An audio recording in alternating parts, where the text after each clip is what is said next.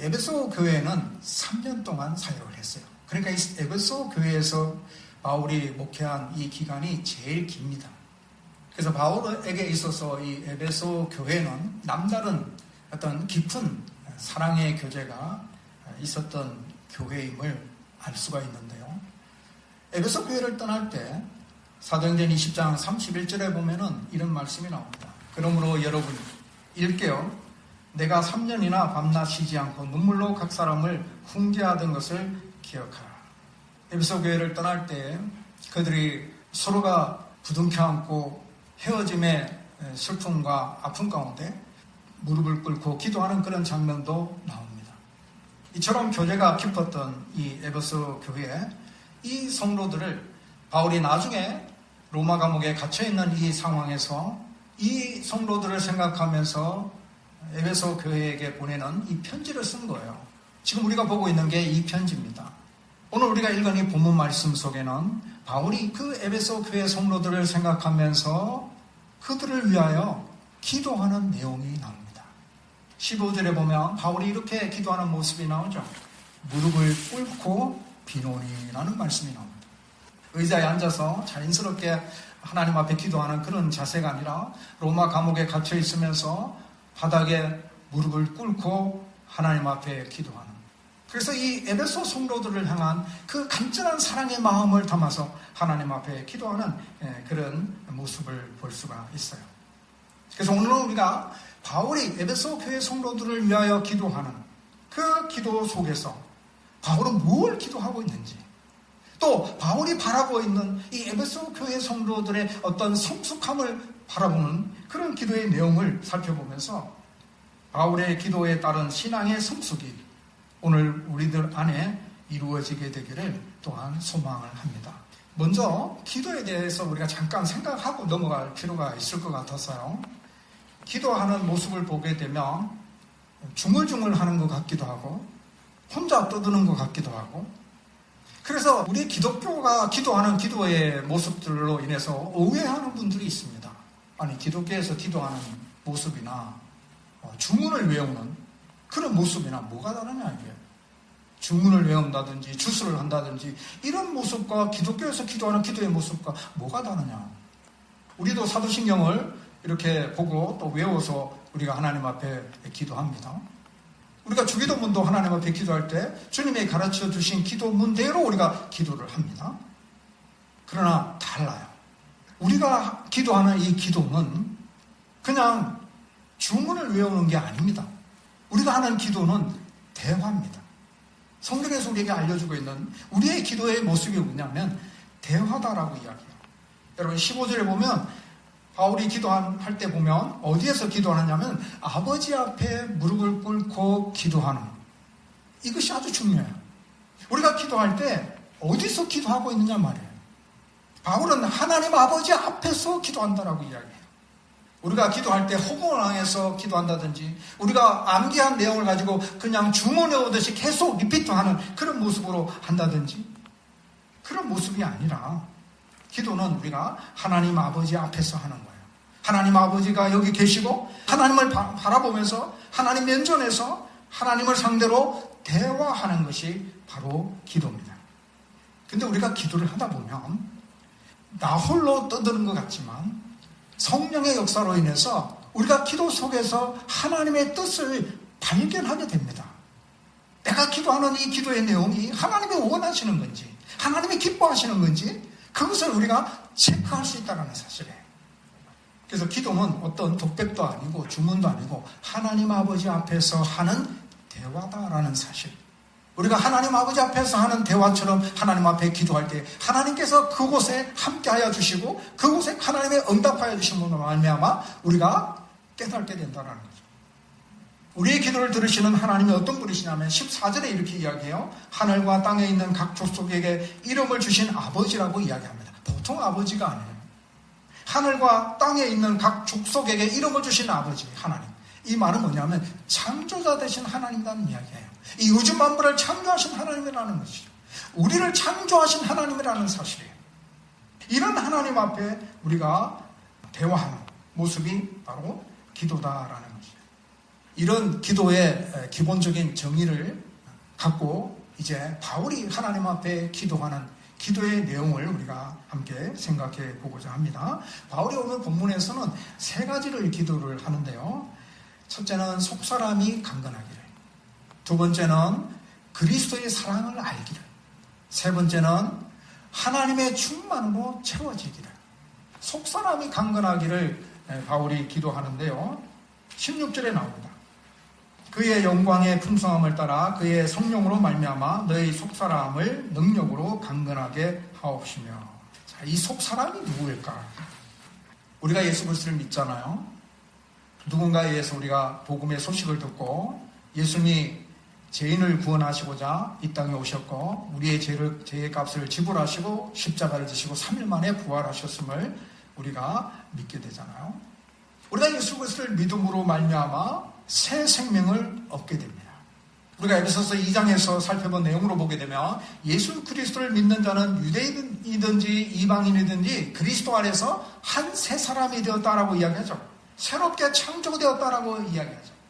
자, 이렇게 예수 그리스도를 믿어서 새 생명을 얻게 되고 새롭게 창조된 자를 속사람이다 이렇게 표현합니다. 자, 속사람과 겉사람을 대조되어서 나타나는데요. 겉사람은 육체에 속하여 부패한 사람을 의미하고 속사람은 예수 그리스도를 믿어서 새롭게 창조된 사람, 새롭게 거듭난 사람. 자, 예수 믿는 사람에게는 이와 같이 속사람이 있는데 이 속사람이 강건해지는 방법이 뭐냐면 16절에 성령을 통해서 능력으로 강건해진다라고 이야기해요. 그래서 여기서 언급된 이 성령은 뭐냐면 우리가 예수 그리스도를 믿을 때 성령이 우리 안에 내주하시죠. 그래서 성령으로 말미암아 우리가 하나님을 아바 아버지라고 부르게 되잖아요. 하나님을 나의 하나님이라고 고백하잖아요. 그 성령 하나님이 우리 안에 내주하십니다. 예수 그리스도를 믿으면 우리 안에 계셔요. 그래서 이 성령으로 말미암아 우리는 예수님을 알게 되고 예수님이 나의 구원자이심을 믿게 되고 이 성령으로 말미암아 이제 우리가 하나님의 말씀을 깊이 깨달아져 가게 되는 거예요. 성령 하나님께서 우리로 하여금 하나님의 말씀을 들었을 때 그 말씀을 이해할 수 있게 하시고 깨닫게 하여 주신다는 사실이에요. 또한 이 성령을 통해서 그리스도인으로서 거룩한 삶을 살아가도록 힘을 주시는 거예요. 또한 이 성령을 통해서 이제는 우리가 성령의 열매를 맺게 되죠. 성령께서 우리가 그리스도인으로서 영적인 삶을 살아가도록 하시기 때문에 이 속사람이 강건해지는 겁니다. 성령으로 말미암아. 그런데 문제가 있어요. 우리 안에 내주하시는 성령 하나님께서 우리의 속사람을 강건하게 하셔서 이 성령으로 인하여서 하나님 말씀을 깨닫게 하시고 그리스도인으로서의 영적인 삶을 거룩한 경건의 삶을 살아갈 수 있도록 역사하심에도 불구하고 여기에 문제가 있는데 뭐냐면 갈등이 생깁니다. 속사람을 따라서 살 것인지 우리가 그 사람을 따라서 살 것인지 여기에서 갈등이 생긴다는 사실이에요. 위대한 사도 바울도 이러한 갈등에서 괴로워하는 모습을 발견하게 됩니다. 로마서 7장 19절에 보면 내가 원하는 바 선을 행하지 아니하고 도리어 원하지 아니하는 바 악을 행하는도다. 사도 바울이 바라는 바, 원하는 바가 무엇이겠습니까? 속사람을 따라서 선한 행위를 하기를 원하지 않겠어요? 근데 내 육체에 거하는 죄로 인해서 그 사람을 따라 악을 행한다라고 이렇게 고백을 하고 있어요. 로마서 7장 22절과 23절에 보면은 내 속사람으로는 하나님의 법을 즐거워하되 내 지체 속에 한 다른 법이 내 마음의 법과 싸워 내 지체 속에 있는 죄의 법으로 나를 사로잡는 것을 보는도다 라고 했어요. 바울은 속사람으로 하나님의 법을 즐거워합니다. 하나님의 법을 따르려고 순종하려고 합니다. 그런데 내 육체에 따른 다른 법이 있어요. 육체의 욕망을 따라 살아가고자 하는 그 사람이 있는 거예요. 그래서 마음의 법과 다른 법이 서로 싸웁니다. 다시 말해서 마음의 법은 속사람을 의미하고 다른 법은 그 사람을 의미하죠. 그래서 속사람으로서 하나님의 법을 따라 살아가려고 하는 것과 그 사람으로서 육체의 욕망을 따라 살아가려고 하는 것이 이 둘이 싸운다는 거죠. 그리스도인에게는 이러한 같은 갈등이 있습니다. 예수 믿지 않는 사람은 이런 갈등은 없어요. 왜냐하면 속사람이 없기 때문에 그렇죠. 이런 갈등에서 속사람을 따르는 삶을 살려면 우리가 어떻게 해야 될까요? 우리의 능력으로, 우리의 노력으로, 우리의 의지로 이런 속사람을 따라가야지 라고 하면서 속사람을 따라 살아갈 수 있을까요? 하나님 앞에서 거룩하게 살고 경건하게 살려고 노력하면 가능할까요? 또 바울은 이 싸움에서 자신의 노력으로, 자신의 힘으로 이길 수 없다라고 고백합니다.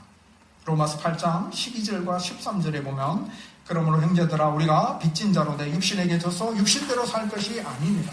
너희가 육신대로 살면 반드시 죽을 것이로되 영으로서 몸의 행실을 죽이며 살리니. 그러나 육신대로 살면 죽고 영으로서 몸의 행실을 죽이면 산다라고 말씀하고 있죠. 자, 영은 뭡니까? 성령을 말하죠. 성령으로서 몸의 행실을 죽이면 살고. 그러니까 이 속사람과 이 겉사람이 우리 안에 이 갈등이 발생하게 되는데 이런 갈등 속에서 우리가 성령의 인도하심에 순종하는 거예요. 그러면 우리가 속사람을 따라 살아가는 자가 될 수가 있는 거죠. 우리가 성령의 인도하심에 순종할 때에 우리의 속사람이 강건해지죠. 속사람이 강건하다는 것은 경건한 삶을 살게 되고 성령의 열매를 맺게 되고 육신대로 살지 아니하는 거죠. 그러므로 우리의 신앙에 있어서 이 속사람이 강건해지는 것, 이것이 참으로 중요하다. 성숙한 성도, 성숙한 그리스도인이 되기 위하여서는 우리가 예수 그리스도를 믿음으로 우리 안에 생겨난 거듭난 이 사람이, 새롭게 창조된 그리스도인이라는 이 사람이 강건해져야, 성령에 순종해져야 성숙한 그리스도인으로 살아갈 수가 있는 거예요. 그래서 바울은 이 부분을 지금 에베소 교회 성도들이 더욱 성숙한 성도가 되었으면 좋겠다라는 바람으로 너희 안에 있는 속사람이 성령으로 말미암아 강건해지기를 기도하고 있는 거예요. 두 번째는 그리스도의 사랑을 알게 하옵소서라고 기도를 하고 있어요. 자, 이 그리스도의 사랑, 이 그리스도의 사랑을 어떻게 알 수 있느냐면 세 단계로 이야기합니다. 첫째는 예수님을 믿고 예수님이 내 안에 계셔야 그리스도의 사랑을 알 수가 있고, 그 다음에는 예수님의 사랑의 뿌리를 깊이 내려야 예수님의 사랑을 알 수 있고, 그 다음에는 성도와 함께 그리스도의 사랑을 알아갈 수 있어요. 가장 먼저 예수님을 믿어야 그리스도의 사랑을 알 수 있어요. 예수를 믿지 않고서는 그리스도의 사랑을 알 수가 없습니다. 그리스도의 사랑이 몰라요. 뭐가 뭔지. 요한복음 1장 12절에 보면 영접하는 자, 곧 그 이름을 믿는 자들에게는 하나님의 자녀가 되는 권세를 주셨으니. 영접한다. 예수 그리스도를 내 마음에 영접하는 것이 믿는 거예요. 믿음이 뭐예요? 그러면 예수님을 내 마음에 모시는 겁니다. 예수님을 내 마음에 받아들이는 것을 말해요. 오늘 본문 17절에 보면은 믿음으로 말미암아 그리스도께서 너희 마음에 계시게 하옵시고 라는 말씀이 나오죠. 그리스도의 사랑을 알려면 예수님이 우리 안에 들어와 계시는데, 여기 보면 너희 마음에 계신다라는 말씀을 하고 있죠.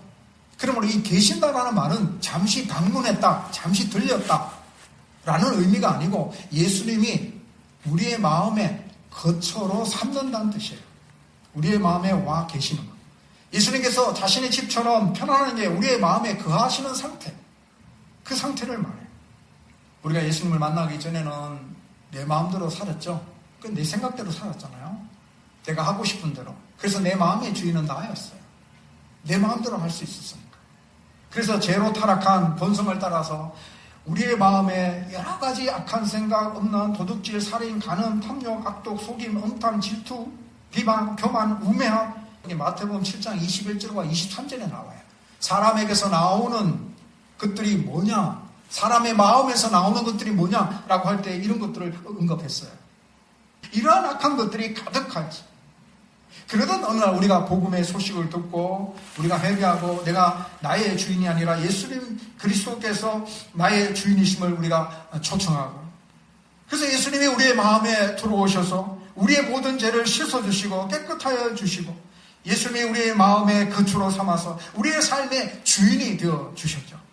그래서 우리가 예수 그리스도를 믿고 믿음 생활을 해나가면서 여러 가지 어려운 일을 만나고 또 뿌리치기 어려운 유혹을 만나고 주님을 향한 사랑이 우리가 식어지면서 예수님과의 나와의 관계가 조금씩 금이 가기 시작하죠. 예수님의 은혜에 감격하고 감사하던 그 마음이 사라지고 오히려 세상을 사랑하기 시작하죠. 그러자 세상에 속한 것들이 우리의 마음에 다시 들어오기 시작합니다.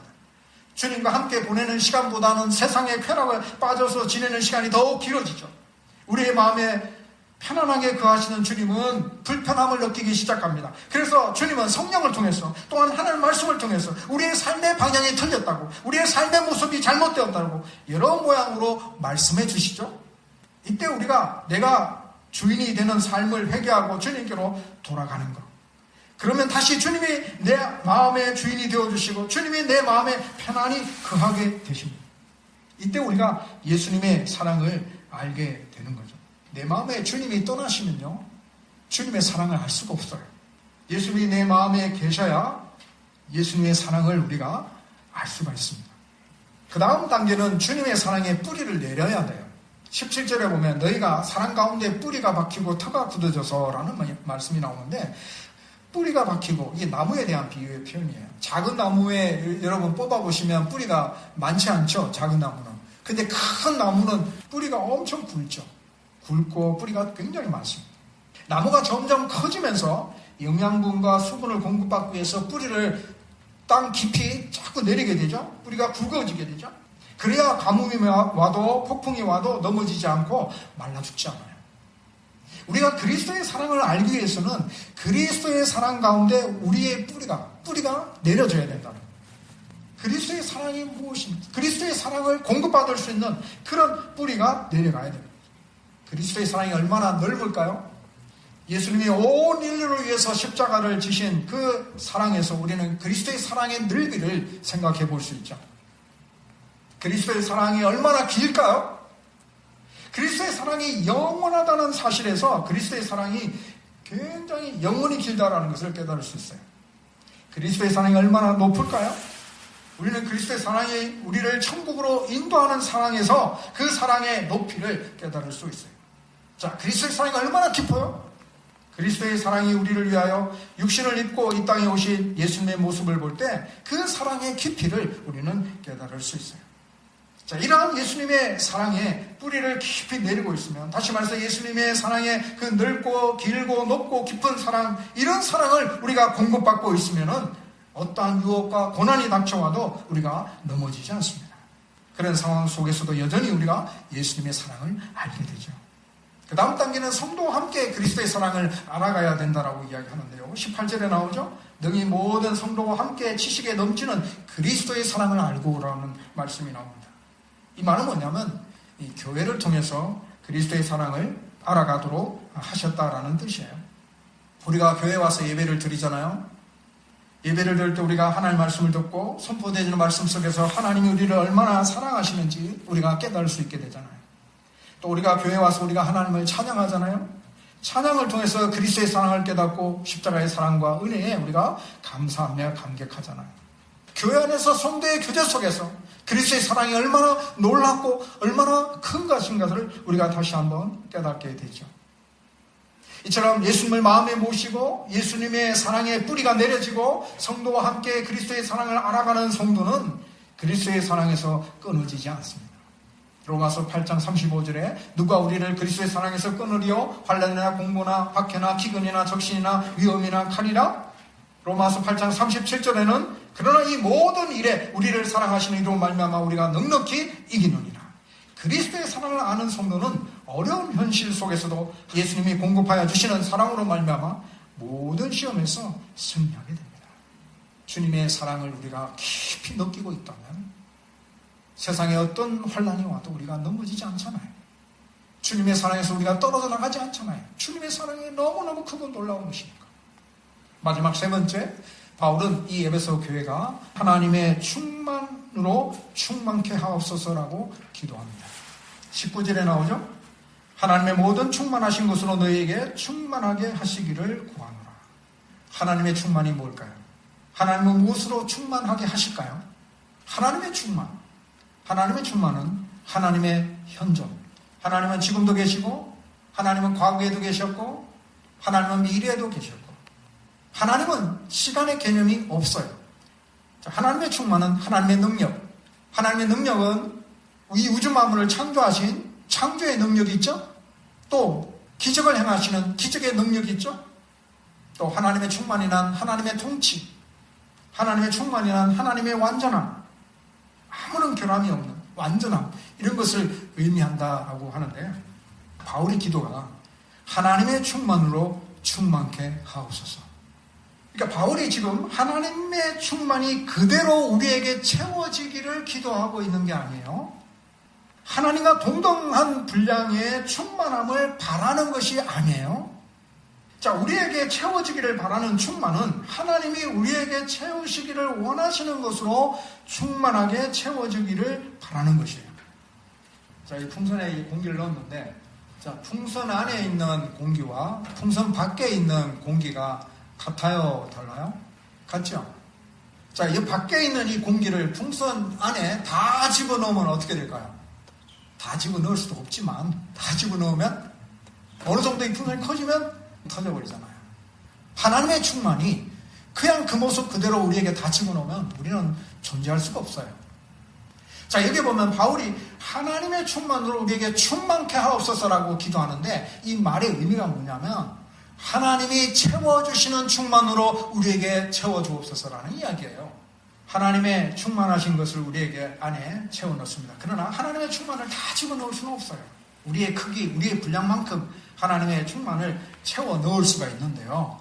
하나님의 충만이 우리 안에 하나님께서 채우시고자 원하시는 그 하나님의 충만함이 있는데, 에베소서 4장 13절에 나와요. 에베소서 4장 13절에 보면 우리가 다 하나님의 아들을 믿는 것과 아는 일에 하나가 되어 온전한 사람을 이루어 그리스도의 장성한 분량이 충만한 데까지 이르리니, 그리스도의 장성한 분량을 충만하게 하시기를 원하시는, 이게 하나님의 충만이에요. 그리스도의 장성한 분량, 이 말은 뭐냐면 그리스도를 온전히 닮은 모습을 말해요. 예수 그리스도를 닮은 모습, 예수 그리스도를 온전히 닮아가는 그런 모습. 우리가 예수 그리스도를 믿어서 예수님을 닮아가는 모습 가운데 있는데, 예수님이 겸손하신 것처럼 우리도 약간 겸손한 모습을 드러낼 때가 있잖아요. 그런 겸손의 모습이 주님이 겸손한 모습처럼 우리가 그 경지에 이를 수 있도록, 그런 모습으로 살아가기를, 그런 모습으로 충만해지기를 그렇게 기도하고 있는 거예요. 그래서 이것이 바울의 기도의 결정이죠. 우리의 속사람이 강건해지는 것, 그리스도의 사랑을 아는 것, 그 다음에 그리스도를 온전히 닮은 그리스도인. 그러니까 이것이 크라이마스란 말이에요. 이렇게 되면 성숙한 그리스도인으로 자라게 되는 거죠. 말씀을 맺겠습니다. 기도는요, 하나님과 대화예요. 우주 만물을 창조하신 우리의 아버지가 되시는 하나님께 우리가 기도하기 때문에 우리의 기도는 반드시 응답이 됩니다. 바울은 성숙한 그리스도인이 되기를 갈망하는 마음에서 이 기도 3가지를 하고 있죠. 속사람이 강건해지기를 기도합니다. 속사람이 강건해져야 우리의 신앙이 견고해질 수 있어요. 속사람이 강건해지는 방법은 성령이 이끄시는 대로 우리가 순종하는 거죠. 성령이 깨닫게 해주시는 하나님의 말씀을 따라서 순종하는 거예요. 그 사람과 속사람 사이에 갈등이 있어도 우리가 성령의 인도하심이 있고 성령을 따라 순종하면 우리가 이런 갈등 속에서 승리할 수 있습니다. 둘째는 그리스도의 사랑을 알게 하옵소서라고 기도했죠. 그리스도의 사랑을 알기 위해서 먼저 예수 그리스도를 믿음으로 내 마음에 모시고 사는 거죠.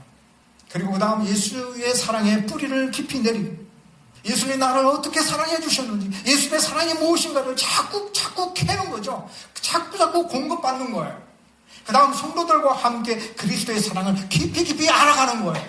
함께 예배하고 함께 찬양하고 함께 교제를 나누면서 그리스도의 사랑이 자꾸 느껴지는, 알아가는 그런 모습을 드러내는 거죠. 그래서 이렇게 우리가 그리스도의 사랑을 붙잡고 있으면 어떤 고난이 와도 환난이 와도 그리스도의 사랑에 우리가 넘어지지 않습니다. 세 번째는 하나님의 충만으로 충만케 하옵소서라고 기도했는데, 하나님의 충만을 우리의 삶 가운데 채워야 되는데, 그것은 곧 우리가 그리스도를 온전히 닮아가는 모습. 예수님이 겸손하신 것처럼 우리도 겸손하고, 예수님이 하나님 말씀에 순종하신 것처럼 우리도 순종하고, 예수님이 온유하신 것처럼 우리도 온유하는, 온전히 그리스도를 닮은 충만함을 채워갈 때에 하나님이 우리를 기뻐하셔서 우리가 구하는 것보다 더 넘치도록 은혜를 주실 것입니다. 우리의 속사람이 강건하게 되고 예수님의 사랑을 알고 하나님의 충만을 채우는 삶을 살아서 하나님의 기쁨이 되시기를 주님의 이름으로 축복합니다.